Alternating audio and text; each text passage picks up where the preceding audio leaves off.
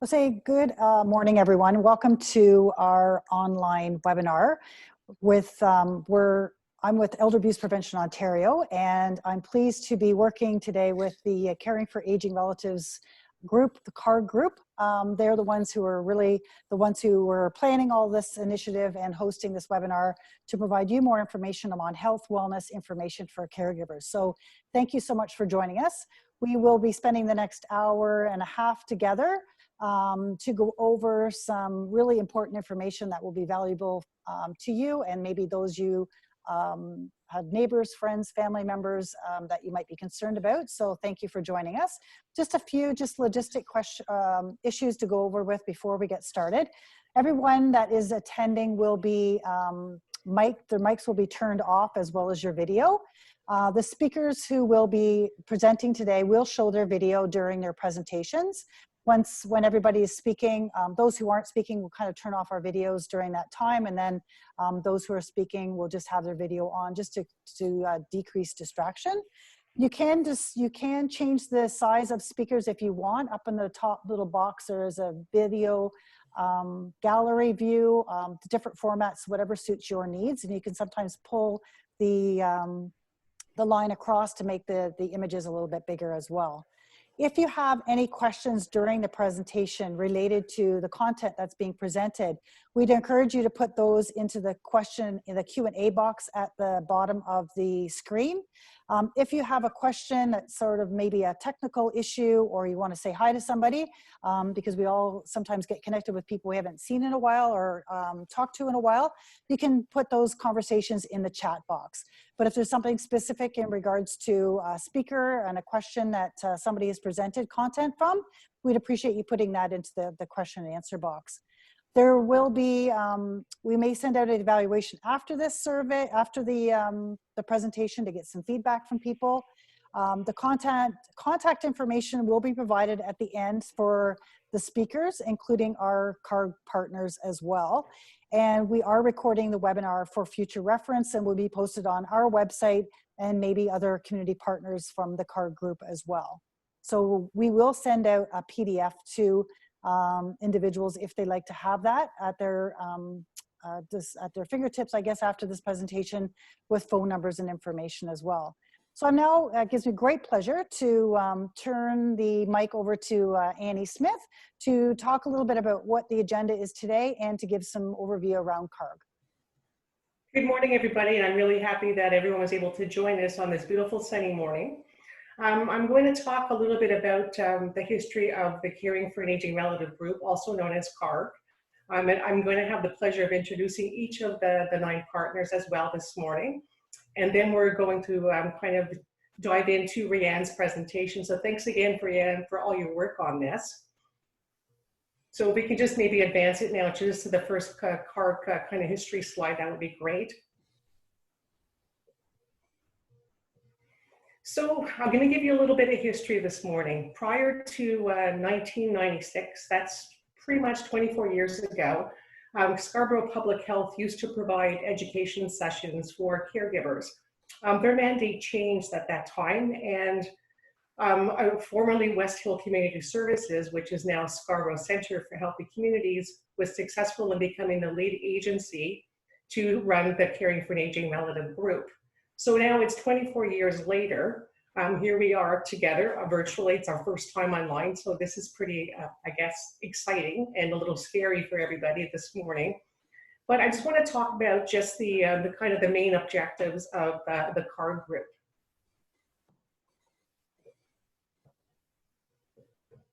So if we're looking at what we wanted to do is to validate and recognize the hard work in which caregivers do 24/7 a day. And we also want to provide some other coping strategies to help them balance the multiple roles in which they are kind of engaged in, with the goal to try to reduce kind of caregiver burnout. In saying that, our 9 partner agencies, we have quite a cultural diverse background. So we're able to offer culturally specific and language specific programs and services to the caregivers in the Scarborough area.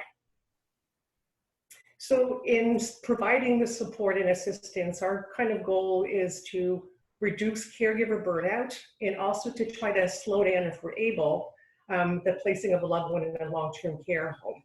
So that being said, I work for Scarborough Centre for Healthy Communities, and my agency has 38 different programs, which are a multi-service agency. And within that, our agency is the Caregiver Wellness Program, which I work out of, and Joanne, who's with us today, works as well with me. Our program is providing caregiver support by way of social work services, support groups. We do some fun things too. And I'm really happy to say this morning, we're able to now offer services in 3 languages, which would be Filipino, Tamil, and English. So that being said, it gives me great pleasure to introduce our first partner in alphabetical order, which is ALS Canada, and Joanna. Hello, can you hear me? Yes. Yes, we can. Okay. I'm Joanna Wages. I'm the regional manager at ALS Canada in Scarborough area. And at ALS Canada, we provide great support for the caregivers and clients by providing the equipment to sustain their loved one at home instead of going to long-term care, like Annie was saying. We also provide one-on-one home visits with the clients and the caregivers to prevent the burnout. We do have a lot of investment in taking care of our caregivers, and we also have research component to try to help our clients.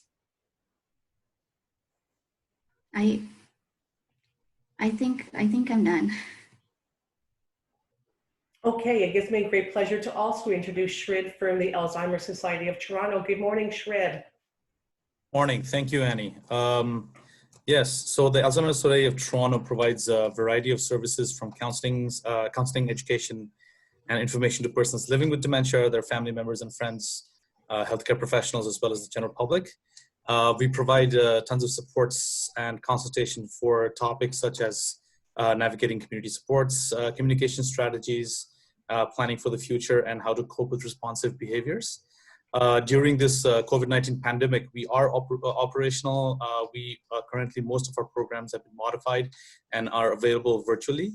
You can reach out to us at 416-322-6560 to get more information, or you can go online to our connections page, which I will put on the chat box. It's on.alz.to/connections Toronto. And you can go on there and find all of our virtual programs that we are offering during the pandemic. Thank you, Annie. Thank you, Shrid. And I'd like to introduce Lori from Canadian Hearing Services. Good morning, Lori.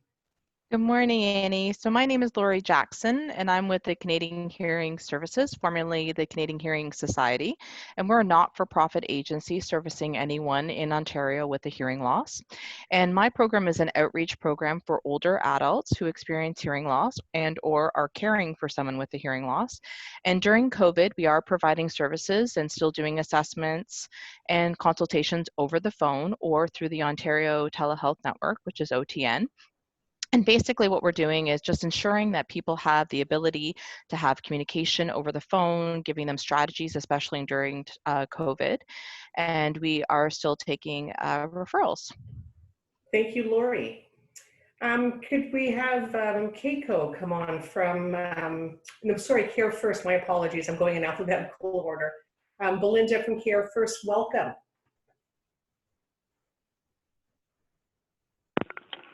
Hi, good morning, everyone. My name is Belinda with Care for Seniors.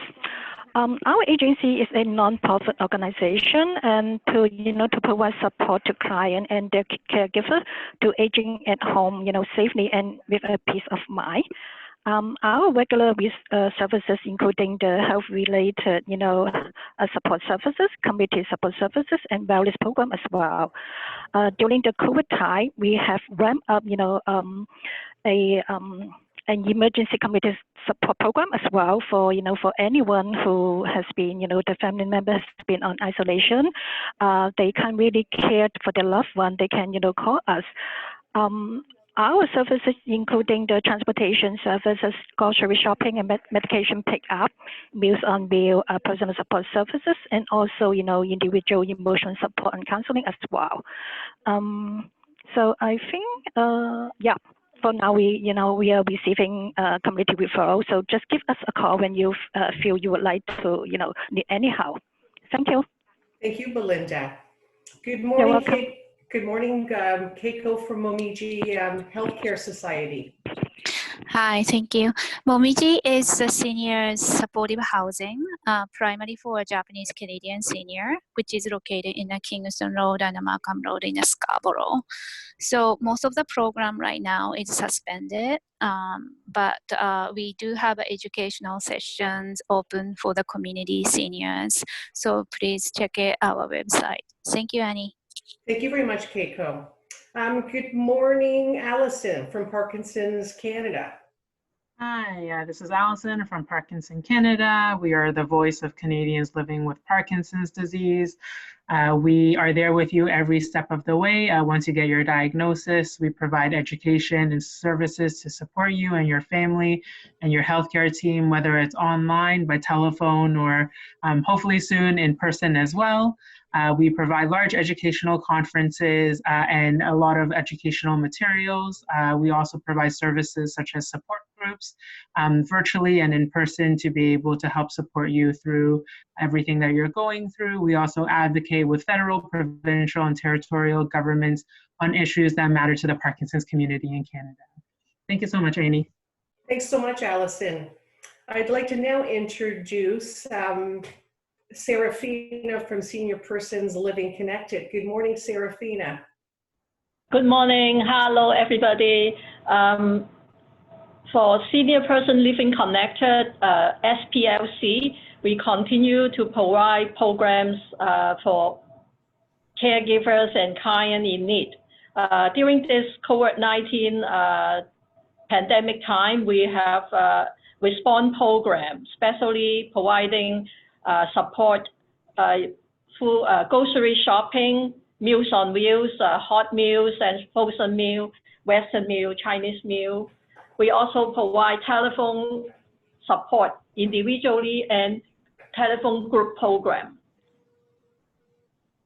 Thank you very much, Serafina. And I'd like to introduce Amy from Warden Woods. Good morning, Amy.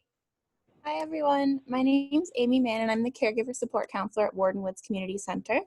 Warden Woods is a multi-service community agency in Southwest Scarborough, and our Caregiver Support program aims to support individuals and families caring for an aging relative or friend in the home, in the community, or in a care facility.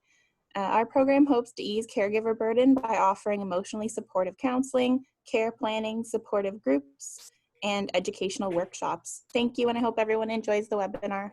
Thank you so much, Amy. Before I introduce Rianne from Elder Abuse Prevention Ontario, I just want to let everybody know, I'm hoping you didn't have to take notes to write down resources. We have all the partners' contact information at the end of this morning's presentation. And I'd just like to also emphasize many agencies such as Scarborough Centre for Healthy Community, we are running essential services by way of Meals on Wheels. And we have our food bank open and caregiver support program. We're now starting to run support groups online. So please feel free to visit our websites and check us out. And if you have any questions, you can always connect with us. So good morning, Rianne. And thank you for once again putting together this morning's presentation. So I will let you take the floor. Thank you, Annie.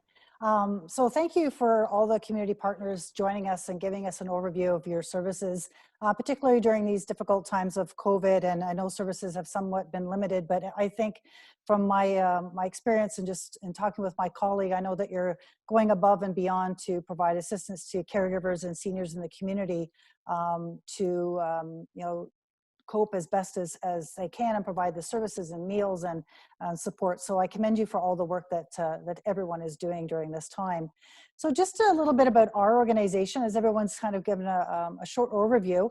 So Elder Abuse Prevention Ontario is a nonprofit organization. We've been established since 2002, and our mandate is to make sure seniors are free from abuse, they have a strong voice and feel respected and safe in their own communities.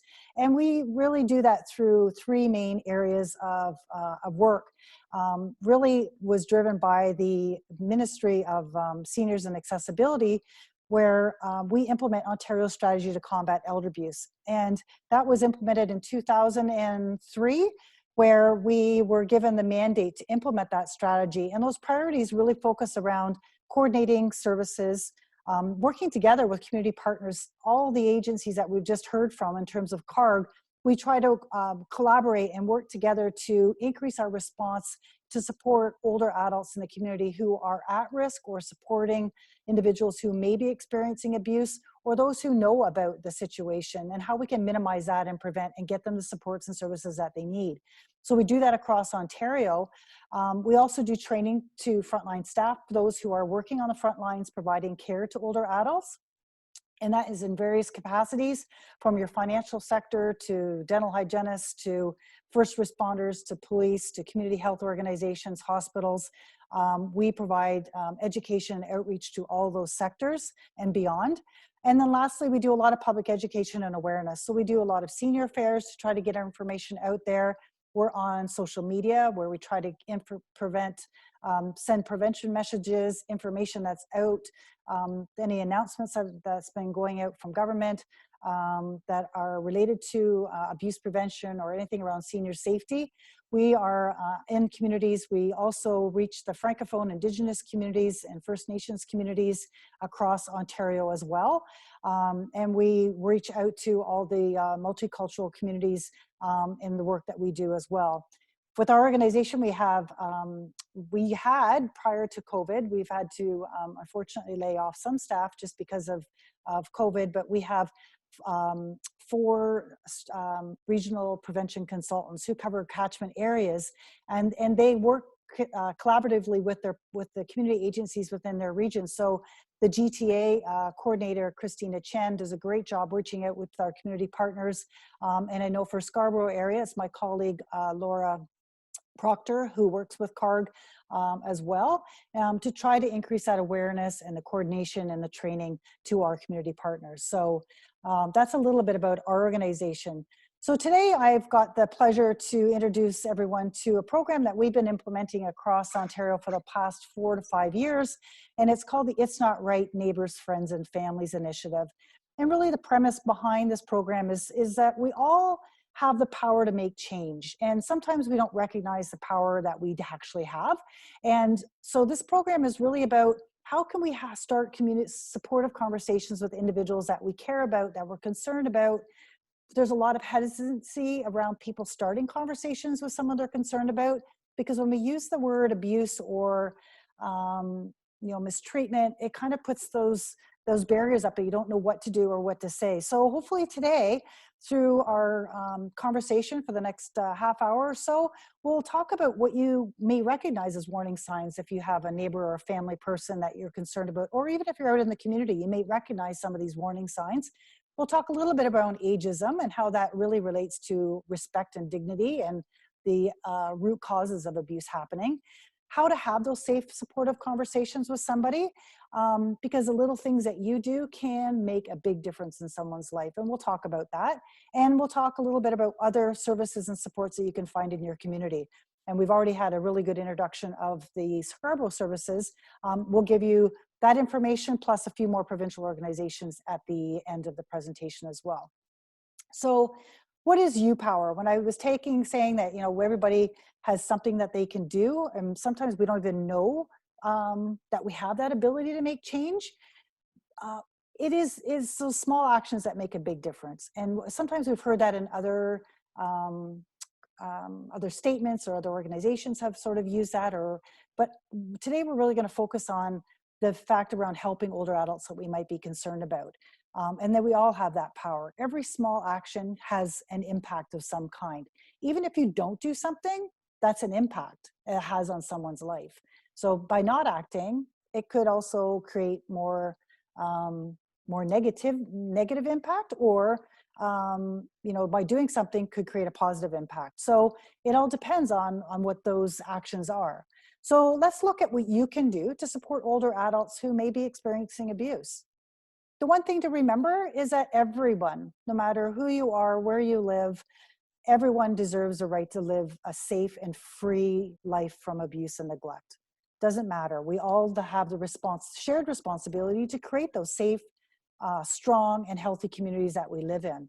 It's a shared responsibility. It's not just one agency or one person in the family. It's everybody. We have to work collaboratively together to create that safe environment for all of us to live in. And those who do experience abuse, we have to also recognize that they need support. Sometimes they sit very alone and isolated, not knowing who to talk to, who they can trust, who they can maybe speak to about this. And they do need support. And some people may not want it right away, and we'll talk about that. But the fact is that people who experience some issues of difficulty, they need someone maybe to talk to reach out to recognize what their concerns and their issues are. We also have to recognize that those who are behaving abusively need to be accountable for their actions.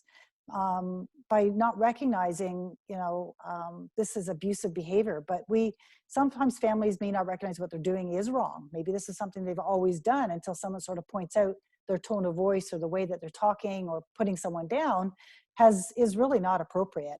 But maybe this is just the way it's been and no one said anything. So again, they sort of making people accountable, and that accountability can come in various ways.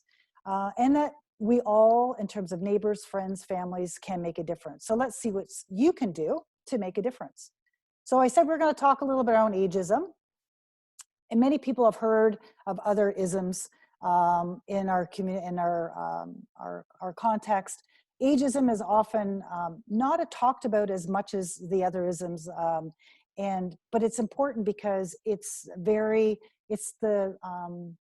a social injustice that we see on a regular basis in our communities across, not only within Ontario, across the world. We hear about ageism and discrimination against people because of their age, treating someone not fairly or respectfully just because they are a certain age. We may hear comments like, "You're too old," "Why would you try that now?" Or "At this age, you don't get these services anymore." So it's these attitudes that we need to change. And it's about our mindset, and it's a social cultural kind of thing that we develop. And I know there's many organizations who are taking great strides to try to eliminate and to provide more education and positive attitudes and changing the negativity to the positive health and wellness of older adults, so that not everyone's stereotyped the same way. And we all know we're not a homogeneous group. Older adults and everyone in society is all different. So we have to recognize people as that and not put everybody in the same context or box and saying, everyone is like this. And that's not the way it is. And it's the most it's the most tolerated form of social injustice. So Rivera Holmes did a report from the International Federation on Aging, did a study a few years back, a Canadian study, that indicated 6 in 10 seniors say that they've been treated unfairly because of their age. That's significant. 60% of seniors say that. 8 in 10 agree that they feel like they're less important, and 1 in 5 see themselves as a burden. And that is what we need to change. We don't want older adults to feel, and that is something I know I'm very passionate about changing, that, because we don't want people walking around or feeling in their communities and their families feeling that they're less important than another person of a different age. So it's something, when people aren't treated equally, we see that ageism sort of starting to happen because they don't get treated with the same value and respect. And when we don't get treated with respect, we see abuse sort of starting to happen.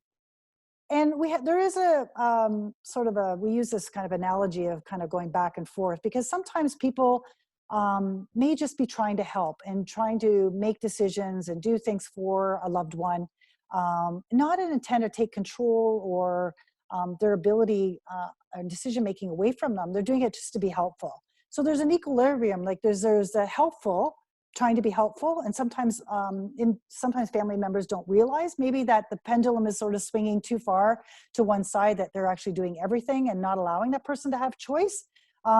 It's sort of being in that middle, that we have to be aware, or ask the person, do you need help with that gardening, instead of just going out and doing it. Do you want me to do your banking?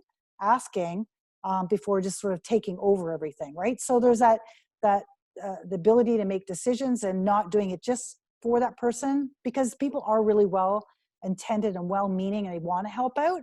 It's just that communication that we need to have with the older adult in our lives that we're trying to assist, that they don't feel that we're taking that control away from them. And when we talk about abuse, we are talking about harm and that control, as I was just mentioning. And that's the difference between sort of that bullying and that's where the abuse changes, is you're limiting the control and the rights and freedoms of somebody. They're not able to make choices. And they may feel hurt, humiliation, feel left alone, or that the relationship may end because of the actions that are happening. And it's not just impolite behavior. It is about that someone taking advantage of someone who feels that they have control over another individual. We also see neglect happening, where an older adult may not be able to manage on their own, and they're not being provided the care and necessities that they need. So a neglect also falls into older adult abuse as well.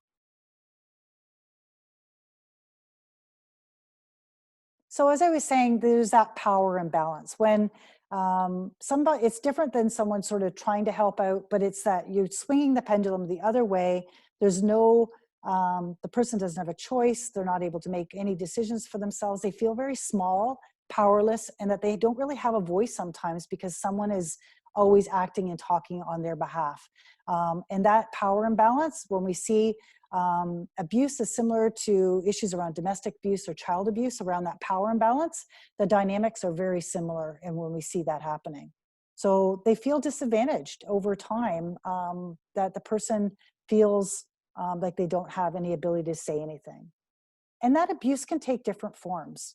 So by not saying anything, being the silent treatment, can have just as negative impact as someone having raging, terrifying, screaming at the person as well. The abusive behaviors can take on different forms. And that is depending on that individual.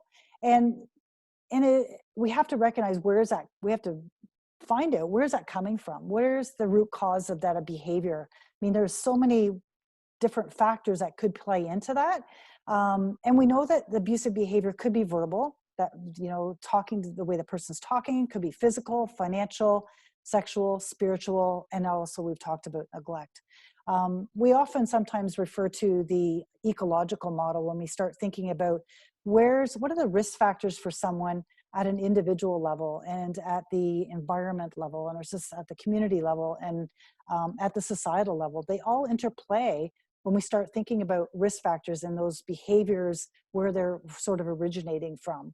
And these behaviors can be very subtle. Sometimes people may not even recognize that it's even happening to them, that we may see and identify the word as abuse, but the older person that's living in that situation may not recognize that they're what's happening around them is even abusive. I've been to many presentations where I've talked to older adults, and they may come up after and say, I didn't realize, but I'm actually being abused by my daughter. I'm that person, and I'm going to show some videos, but that's kind of me, but I've never really identified it as in that kind of context. So it's different for each person. So when someone's sort of controlling every move, and your money, we see that often, particularly the money, we see abuse happening. So warning signs to look for. Now, these are just a few. There are many. For today, we're just going to highlight a few. So the one thing that we say, if someone really does disclose to you and tell you that they're maybe being mistreated or not treated fairly, we need to believe that person. Not many people will make stories up like that. And the worst thing that sometimes we could do is to not believe or just dismiss the fact that they even said anything. And sometimes we do that dismissal because we're uncomfortable about what to say. And that's normal. I think that is a normal response. It's not that we didn't hear them, we just don't know what to do to have that supportive conversation with them. We also may hear people saying that they're very depressed or withdrawn or they're fearful. We also say when you're in those environments or you see someone that you might suspect, is to watch for emotional body language. If you see a person maybe start to look at the floor, they won't make eye contact, they maybe tense up with some particular person that's just entered a room, or when they're with that individual, you can kind of pick up on that body language if it's that one person that they might be fearful of. You may see a person stop attending social events or church, their faith practices. Now, again, thinking about some of the social stuff, this is, you know, pre-COVID times when people were out and being able to socialize. But even still, you know, we see different, there are opportunities to still socialize through telephone conversations. I know there's many programs out there now are doing check-ins. Sometimes people won't allow them to even use the phone. So again, we have to be sort of, you know, aware of some of those contexts. The other warning sign is someone suddenly moving in with the person. So was it a mutually agreed upon decision? Is this something that's just sort of temporary? What is the context behind that? Who's paying you know, supporting the bills? Who's decision making? Whose home is it? There's a lot of things that go into that, but we see a lot, it's a warning sign because we do see a lot of control shifting over time away from the individual, and the person that actually moves in starts to take over. We also see signs of neglect. Many care providers that I've known have called me, or personal support workers who may be going in to support an individual in their homes. They open the fridge or cupboards and there's no food, or only minimal food. Neighbors may see the person has been out for a while to get groceries, like who's delivering those. You know, does the person have appropriate clothing for the time of year? If it's winter, do they have a winter coat? Or, you know, what are their basic needs and necessities, and are they being met? Those are kind of warning signs to say, maybe there's something going on here I need to ask more questions about. The one I hear a lot around is the social part around connecting with family or friends, or even care services where the phone is cut off. They're not allowed to see anybody, talk to anybody, or things start disappearing from the house. The social connection starts to get taken away slowly. You know, you might call a loved one and the person that they may be living with will say, no, she doesn't want to talk to you today. But they don't give that person the opportunity to actually have the phone to tell you that they don't feel that way. There's a lot of that, again, that control, or won't allow the person out to get the groceries. They do everything for that individual. So that control around the social part is one that we do hear often. Or you may see injuries. A person's got a bruise that they can't explain what happened, or the explanation doesn't fit what you see in terms of the injury. And we have to recognize that, not to jump to conclusions with some of these warning signs, but it's to sort of ask questions to say, maybe there's something more going on here that we need to maybe ask or support the person further about what's going on in their life. So as I said, I'm not going to go through all of these, but again, these are some of those controlling behaviors that I've mentioned. You know, the handling the money. Sometimes we have seen locks inside doors to keep people from wandering or getting outside. Again, these are kind of things that you need to be aware of. And anybody can be at risk of abuse. And we often hear saying, well, never happened to me, which when we do a lot of community fairs, that's great. We hope it never does. But you may know someone who may be more vulnerable or more at risk of abuse. And to be aware of who those individuals are. We hear a lot now with the media around with COVID about people who are socially isolated. And that is a risk factor because we don't have anybody sort of checking on anybody to make sure that they are okay. Is the relationship healthy that they're living with? Like, phone calls are great. We need to make those connections to the limitations that we're able to make those during this time, but to have that connection with individuals to make sure that they are safe. Isolation comes in many forms, not only just our not being able to to leave our homes or being very cautious when we go out to grocery stores, etc. But it also could be cultural language. Person doesn't speak the primary language, let's say English. If they've immigrated, they may not know the English language. So do they know the services that they can reach out to? Have they made those connections? Are the families giving them the information, such as Care First, another great organization? Do they know that the services are there? So that can be sometimes a barrier that creates that isolation for individuals if they aren't familiar or getting connected to some of those services. The other thing is around the person abusing the person may keep them away from people, as I talked about. And we know that as a person gets more isolated, things that are familiar are taken away, that the risk of abuse increases over time. The most common risk factors that we do see: depression, being female, if there's been prior abuse as a child. The National Initiative for Care of the Elderly did a study in Canada in 2015, and they have they determined that these are some of those key risk factors for individuals who may be experiencing abuse. So this is Canadian context and data. So other risk factors, as I've talked about, that's someone moving in, right? Someone who's dependent on you. Could be just for accommodations. It could be for finances to pay their living expenses. Could be temporary or could be long-term. Addictions and mental health could sometimes be an issue as well. Sometimes, maybe they need financial support to support, maybe it's say addictions could be gambling, drugs, alcohol, etc. So, those are risk factors as well. And also deteriorating health situation of a partner that can cause some stress and anxiety. So again, it could be a risk if they're not getting the supports that they need. So we need to be aware of these risk factors. And also cognitive impairment, because the person may not be able to speak on their own behalf to reach out for help based on their cognitive impairment. And that would vary depending on each individual. The last parts in terms of risk factors is looking at the LGBT community and people with disabilities. They are at increased risk of abuse as well. And Indigenous individuals. And we've heard a lot about Indigenous women and homicides in Canada. So we see those risk factors as well for older adults. So who behaves abusively to older adults? It really can be anyone. Most often we hear it's family members or close relatives, grandchildren, nieces, nephews. Really can be anyone that it's in that position of trust that causes harm to that individual.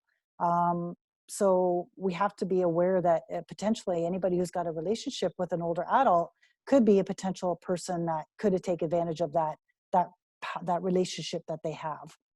And we also have to look at abuse from a gender perspective. Women experience abuse differently than men. And we know, as I was just indicating, women are also higher risk of domestic abuse, but also the homicides, as I mentioned. So that stigma that we see, not only about being older and ageism, but also trans seniors experience stigma and discrimination. We see, we've been doing a lot of work with the LGBT communities to provide more education and outreach for prevention as well.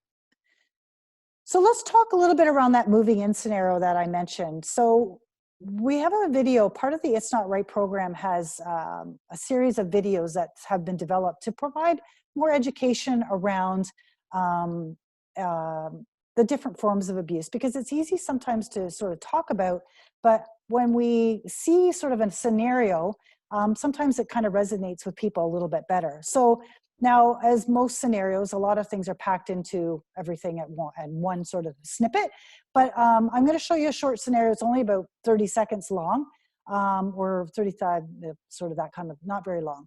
But it's just talking about an individual who moves in with his mom, and he brings his daughter with her.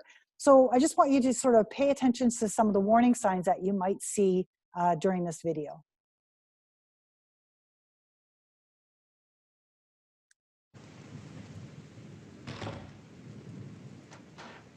Are you sure you're going to be comfortable in the basement? Yeah, there's plenty of room, Mom. Besides, your granddaughter will never be home. You're a lifesaver, Mom. I don't know what I would have done without you. I'm sure you're going to find another job in no time.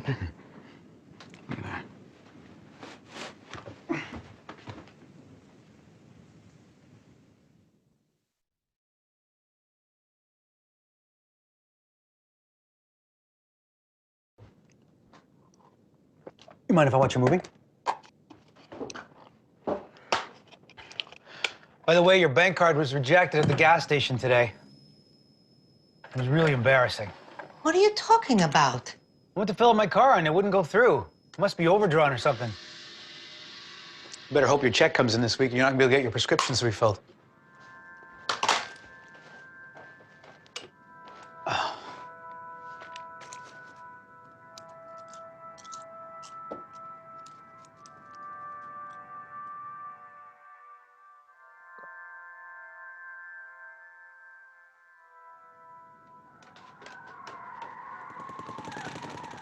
What are you doing?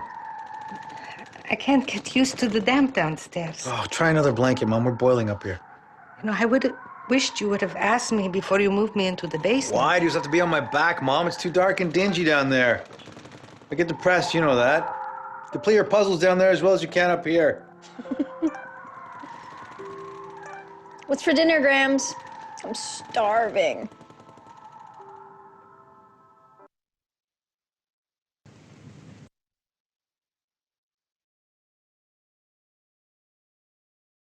So that video has a lot packed into it. We use the moving in scenario video in many presentations. I think because many older adults tell us that if they know somebody maybe in that situation, or they can relate to pieces of some segments of that video as well. And it really does hit on it. It's nothing that's sort of out of the ordinary. It's not raging behaviors that we're seeing. It's kind of subtle. It happens over time. And it's that slow taking control over sort of the house. And we can see some of these. We see the financial abuse. We also see some of the emotional abuse, and some of those risk factors that we mentioned. So Michael, who's the son, has lost his job, unfortunately, and maybe has depended on his mom. So that's a reality that he may be in at this time. So it's not to say that everyone in that situation, it's sort of something that we need just to be aware of, that maybe that could lead to something down the road. So not to say it's going to, but just to be aware that they are living together. He indicates around his issues around depression. We don't know if there's alcohol abuse, but he does have a drink. We can see the situation has escalated over time because it seemed fine moving in. Then he sort of takes over the control of the living room, the puzzle, puts his drink on the puzzle, but then moves her to the basement without asking her. All these things sort of slowly happen when those behaviors over time, right? To sort of disregard for her own privacy. This is her home, except he seems to be sort of shoving her aside and sort of taking over control. And is there any ageist attitudes? One of the things that we bring up is, does he feel entitled? Is there, to the money and the support? We don't know about those things, the things that we need to ask questions about, right? The other thing is about money. So he had access to her bank card. We don't know if she gave that to him or if he took it. Again, we can't jump to conclusions. We just know, what we know is that she doesn't have any money in her account, that she may not get her pharmaceutical or pharmacy or drug that she needs.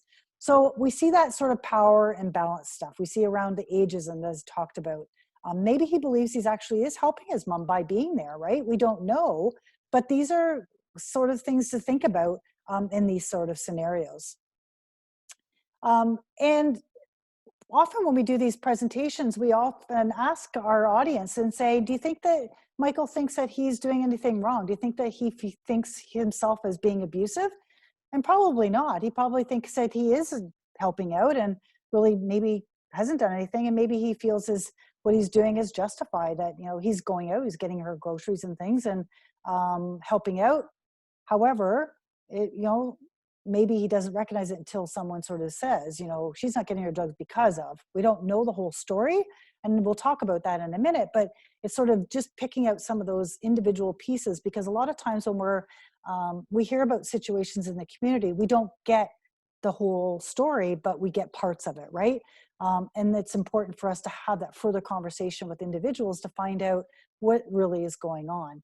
And for Michael to say, you know, how does someone know if they're actually being in an abusive or controlling manner, right? So the person needs to ask the question, is someone afraid of you? Are you making all those decisions for someone? Do you think you know what's best for the older person? And if you take their money or possessions, are you taking it or are they giving that to you with consent, right? There's a difference there.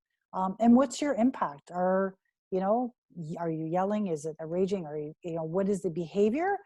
What impact is it having on the older person? And you can see by Maria's reaction that even when she said, you know, you should have asked me before you moved me downstairs, you could see her facial reactions, the impact that was having on her over time. And we have to remember that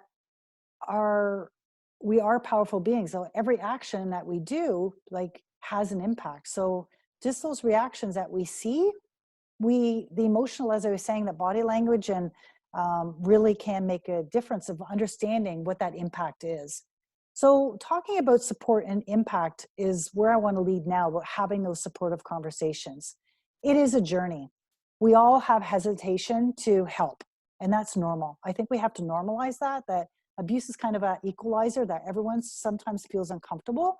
But it's a journey to help overcome, and that's hopefully what we'll be able to do today, is that how do we do it being very supportive and not too pushy or controlling?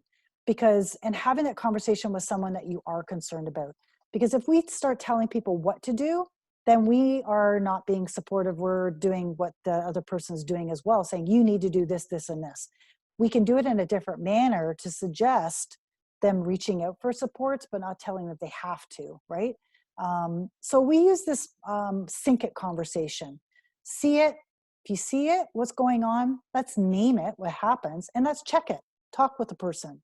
So we see this sync it. So what do we see that makes us feel uncomfortable in a situation? So this can be your neighbor, can be your family, could be out in the community. We need to learn about what abuse is and recognize those signs. So you know when you get that gut feeling that something's just not right, and you see something happening or you hear about it, that's that first clue. The next one is naming it. We see things happening with Michael. He moved her downstairs, right? How do we overcome our hesitation? By just knowing what those facts are, because it's easy to fill in the blanks for things that we don't know about, and it's important to keep to the facts that we do know about, right? And telling the person, talk to the older adult that you trust them and that you're worried about them, not to jump to conclusions or make judgments until we don't want to make judgment. We want to be there to support both of them, not to make a judgment on the older adult or to the son in this situation. And let's check it. Check what the person said. Maybe if you've seen it, maybe you really didn't see what you see it, but did I really see what I was seeing? Did I really hear what I heard? Right? Ask the person, or are you okay? Is there anything that I can do to help? You might have been the first person who's ever asked that. So when we say about your small actions can make a big impact, someone may have never even asked that person, are they okay? Excuse me. We also say, check your assumptions, ask those questions. If we're not doing it as an intrusive manner, people will probably be quite open to sort of talk about it. Or they'll tell you, no, it's none of your business. They'll, maybe at some point they will open up, but they know that now that you're familiar with the situation, and maybe at some point they will. We also say if someone is ever in immediate danger, there's an emergency, trust your instincts, dial 911, reach out to police if there is any urgent emergency or danger. So this sync it conversation, the goal is really to open up the door. How do we have a supportive conversation with someone that we are concerned about?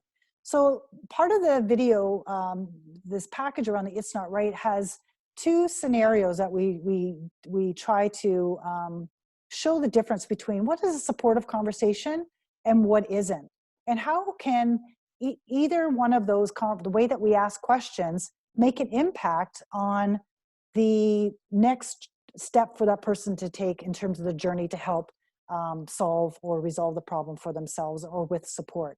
So Francesca is Carla's friend, and what I'm going to show you is response 1.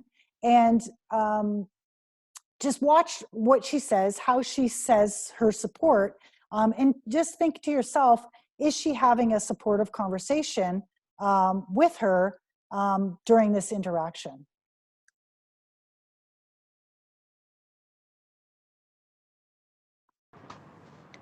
How are things going with your son being home? Oh, I feel badly for him. He's having such a hard time of it. He and his daughter moved upstairs on the weekend. And where does that leave you? In the spare room. In the basement? Oh, I am sorry, but that is going too far. You still cater to his every whim when what he really needs is a swift kick in the pants. If you don't put your foot down, he's never going to leave that couch. Never mind look for a job.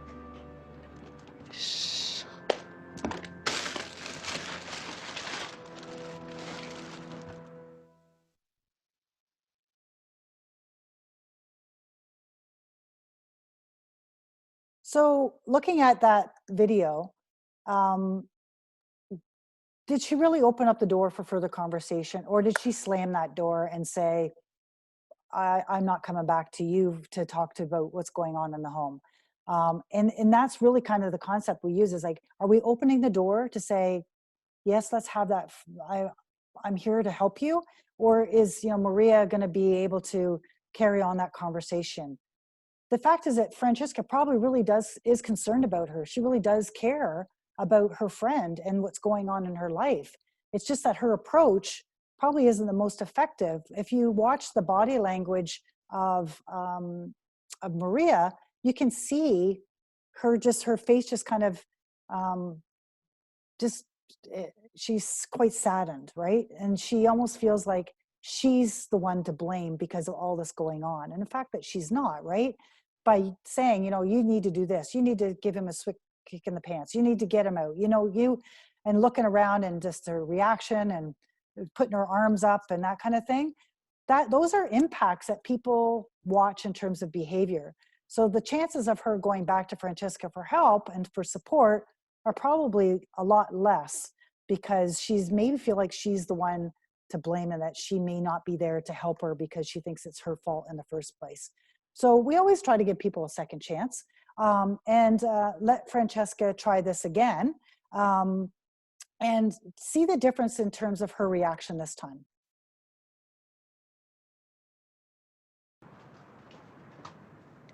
How are things going with your son being home?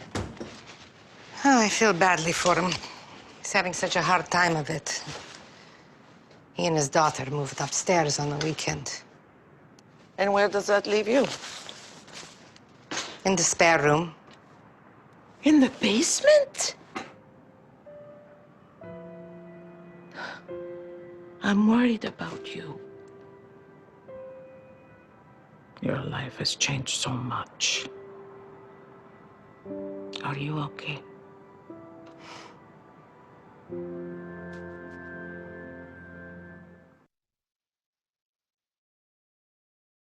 Oh.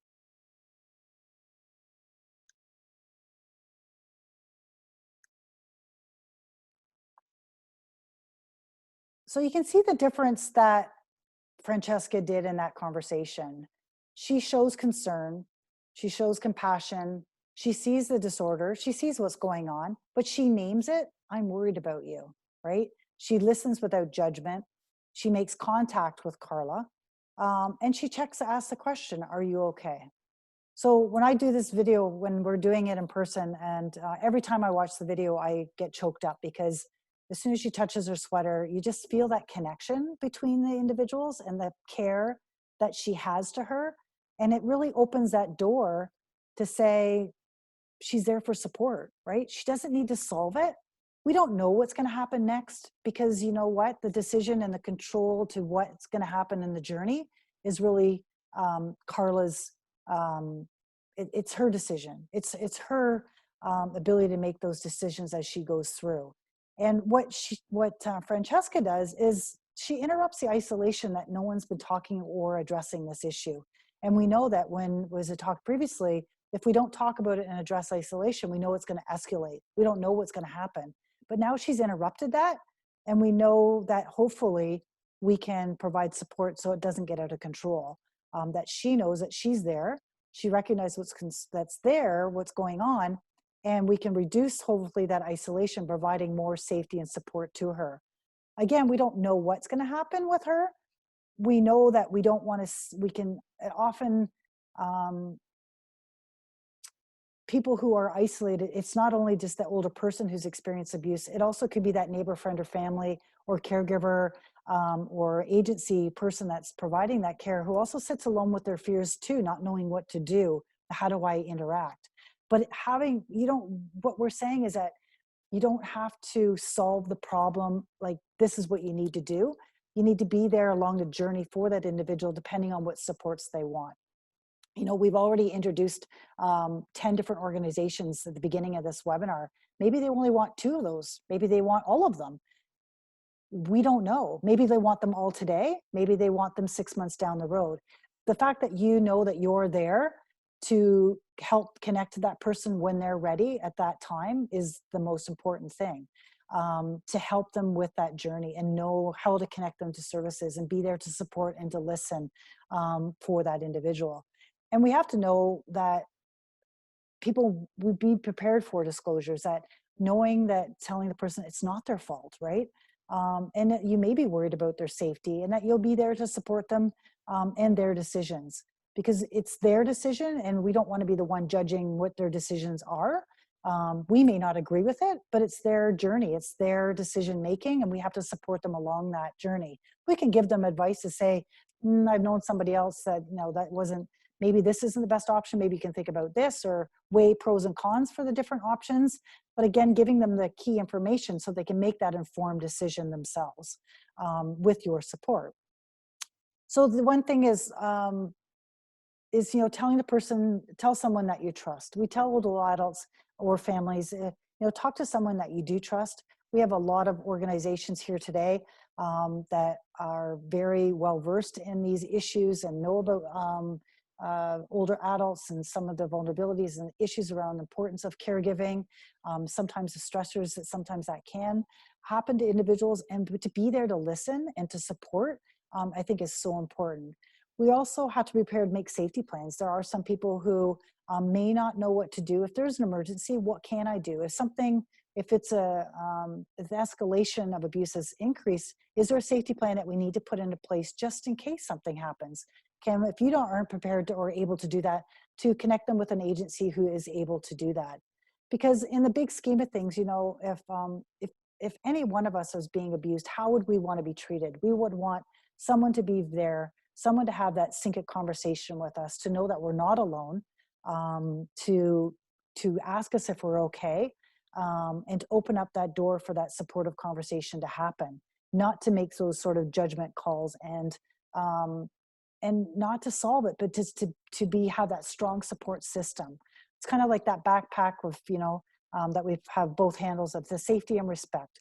And that's really important. And that most of our concern really comes from that we're really worried about someone. It comes from a place of concern, and to really listen to the individual and what they have to say, and respect their decisions that they want to talk about, and leave the door open. As I was saying, it's up to that individual, and we do have to be recognized those risk factors. So if we know the person's, depending on, let's say, a cognitive impairment may be an issue, maybe we have to know that pendulum, maybe we have to make more decisions and actions or support them in a different way because they're not able to make those decisions. It varies depending on each circumstances, right? And we also have to be respectful, again, not to victim blame, as I've mentioned this previously. And we're all about a community. We're all here, we're all part of a community, and it's all about working together. We're all connected in many different ways. And as a community, everybody's impact can make a difference. So we're all connected. We all need to look out for each other, have those conversations. You don't have to be the hero or fix the situation. It's about being caring, paying attention to the signs, and reaching out, and those little actions make a big difference, and the little things that do count in people's lives. And you do. Everyone here has the power to make a difference, and to instill that and act upon how we can do that. Just even smiling at someone can make their day. You don't know what impact you have on someone's life. It's those little things that really do make a difference. So I'm just going to highlight a couple services that we do have. We have a senior safety line that we promote. It's run through the Assaulted Women's Helpline, initiated through our organization years ago. So people can call 24 hours a day, 7 days a week, and it is available in 150 languages, so people can get some support and links to services that they may need in their area. So we have bookmarks, and we promote that on our website as well. And as Annie mentioned, these are the agencies that were introducing themselves today, and everybody's contact information is up there with their websites. And I know many of these organizations have so many good resources and information, supports and resources and tools that you can access, particularly during COVID. Services, they'll talk about the agencies, the links that you can get their services or other services that you might need. And then there's, again, the Scarborough Health Center that Annie introduced. I am going to ask Annie to come back online. And again, some of the helplines that we have, there's different ones for Francophone, for Aboriginal women, the Assaulted Women's Helpline. I'm not going to go through all of these because they will be available. There's many organizations that have been identified today. So these are just more provincial phone numbers that people can reach out to and support. So I don't know if anybody has any questions that they have. There was a couple that were posted here. Hi, Rianne. Thank you for that great presentation. I learned a lot. I have a few questions on the Q&A board. The first one was sent way earlier during your presentation, and it's around terminology.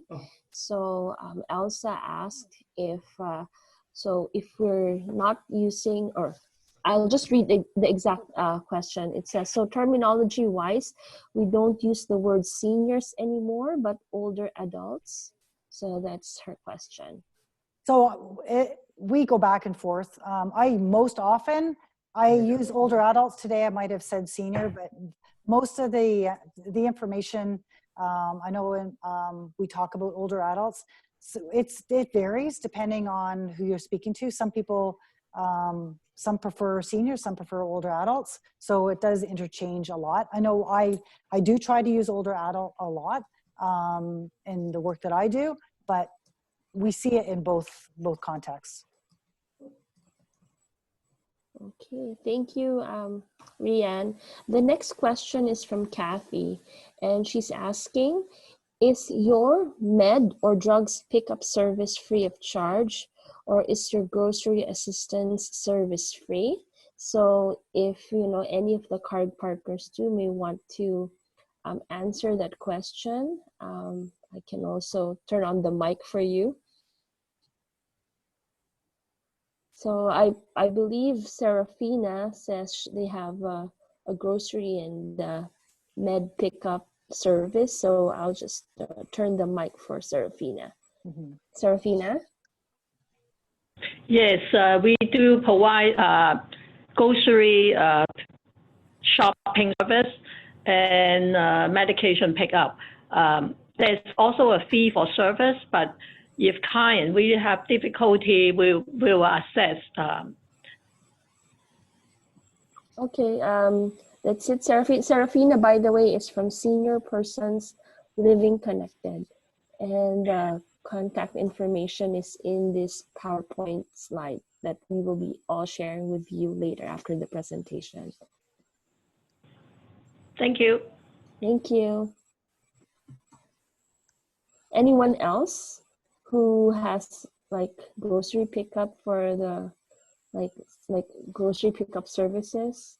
Any agency representatives here?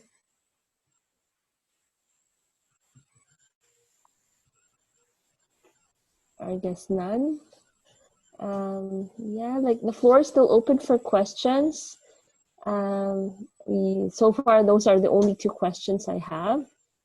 Okay. Does Annie, do you have anything else you want to add in terms of, or any of the other partners that they want to contribute?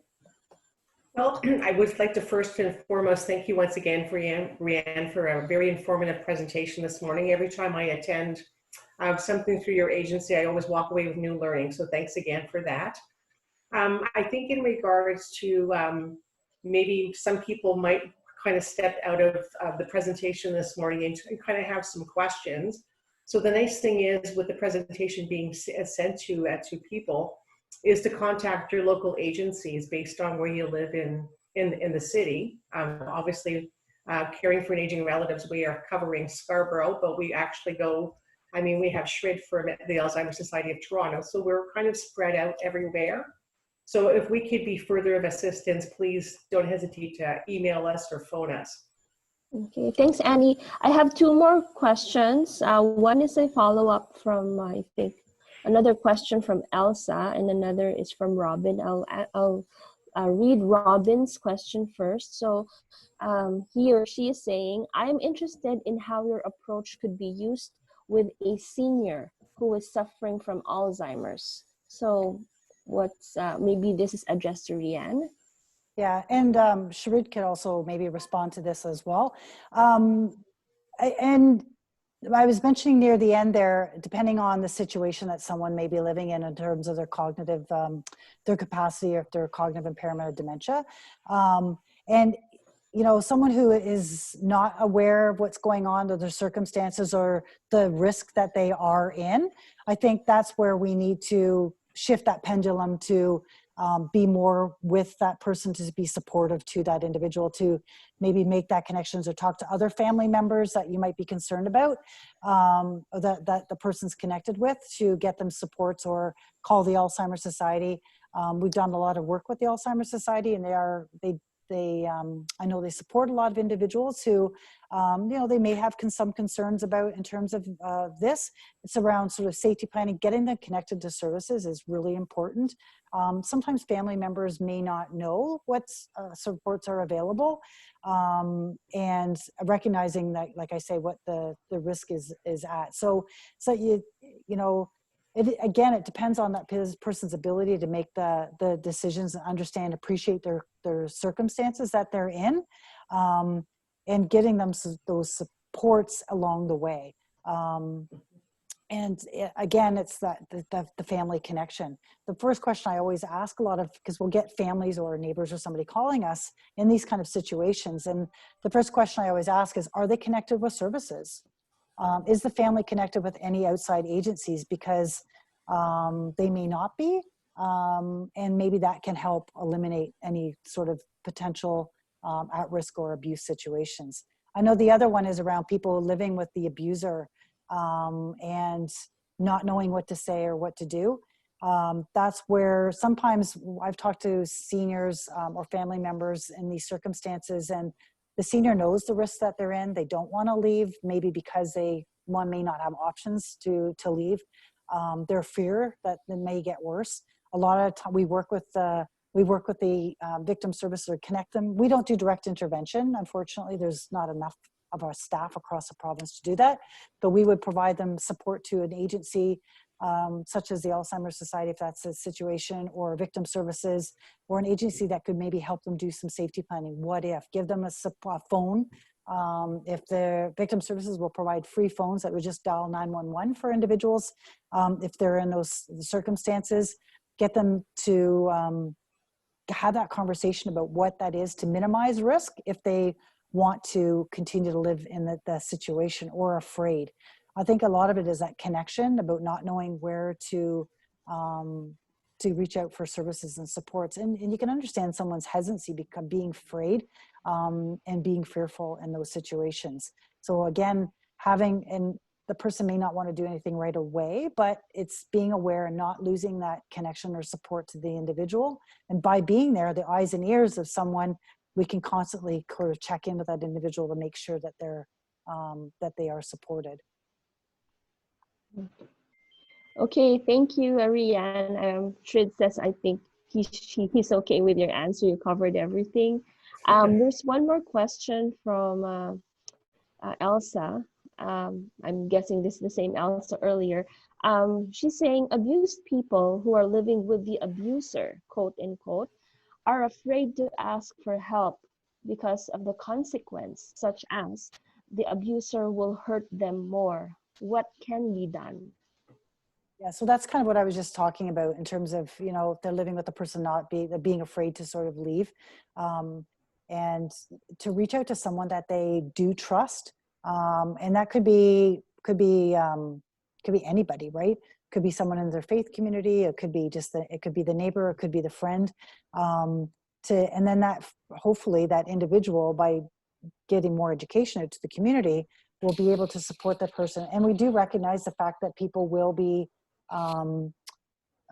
they could be fearful in terms of that risk of abuse, in terms of escalating. So there's a lot more support through victim services to have conversations with individuals or checking in on the individuals. It is that safety planning is where I was getting at with that question.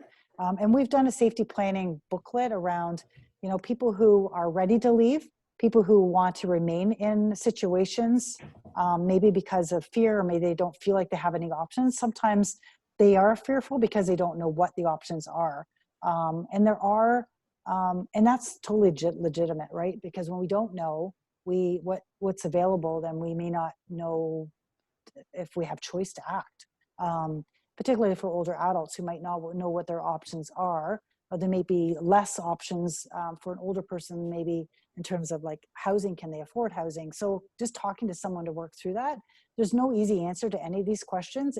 You really have to take it from an individual case by case basis. And, you know, I think that being connected or being supportive or reaching out to someone that you know or can trust is really important. And if they feel at any time that their safety is at risk, we always say, you know, make sure that you don't feel hesitant about calling 911 for support.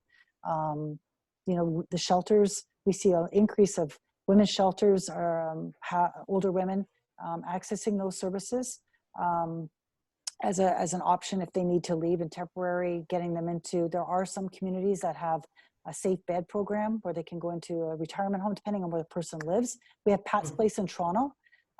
That's an apartment. So there are options. It's just a matter of being able to connect that person with that support.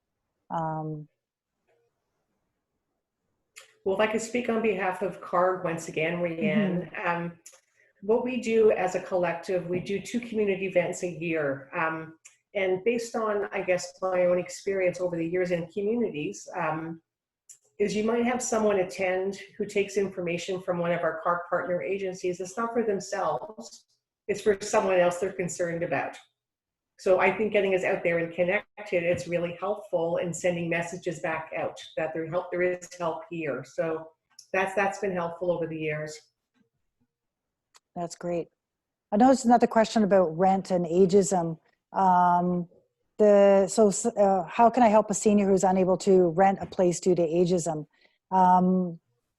The Advocacy Center for the Elderly may be able to help with, from an advocacy point of view, if they are being discriminated against because of age and being able to rent a place.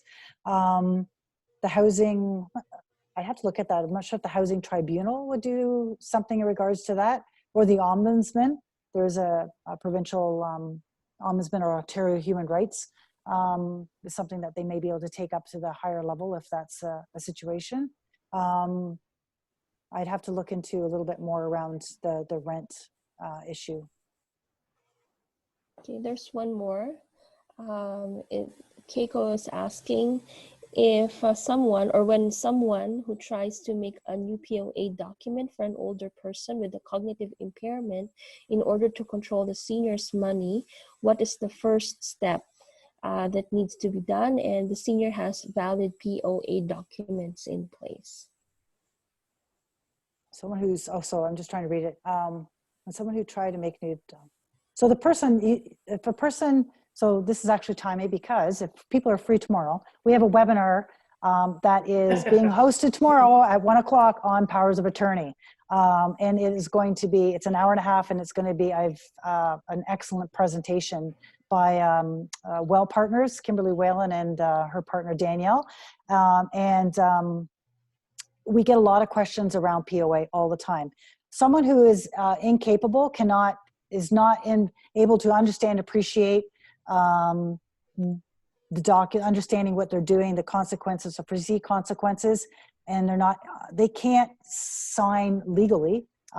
They can't sign a POA if they can't make those informed decisions. So you have to be, be capable to write a POA. So we do see people trying to say, here, sign this piece of paper. And we know that powers of attorney can be done anywhere. You don't have to see a lawyer to get those done, although we encourage everyone to seek legal advice to do a power of attorney. If there's already a POA in place and the person has dementia, it's that existing POA that is the acting individual. And tomorrow they'll go into more depth about guardianship and that whole process. If someone wants to take over being a POA when the person has dementia, they feel that the person who is the POA is not acting in the best interest of an individual, there are avenues to take over that in terms of that guardianship process. It's not an easy process and can be sometimes a quite expensive undertaking as well. But you can't just switch POAs when the person has a cognitive impairment.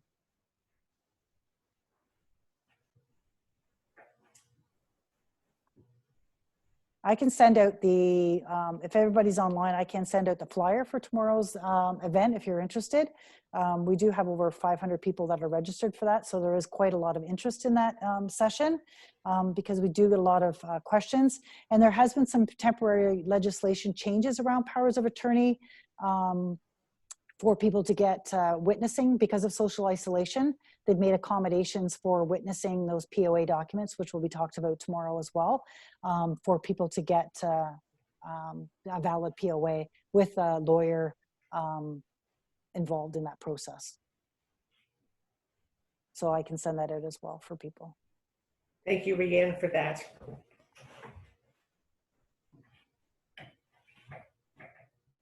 So if I there's guess those are all the questions I have. Great. So if there's no other questions, if there's anything else, Annie, that you want to add, or Joanne? Any final words from any of the CARG partners? Yes, thank you, Rianne, for the presentation. That was very, very informative. Thank you. Thanks.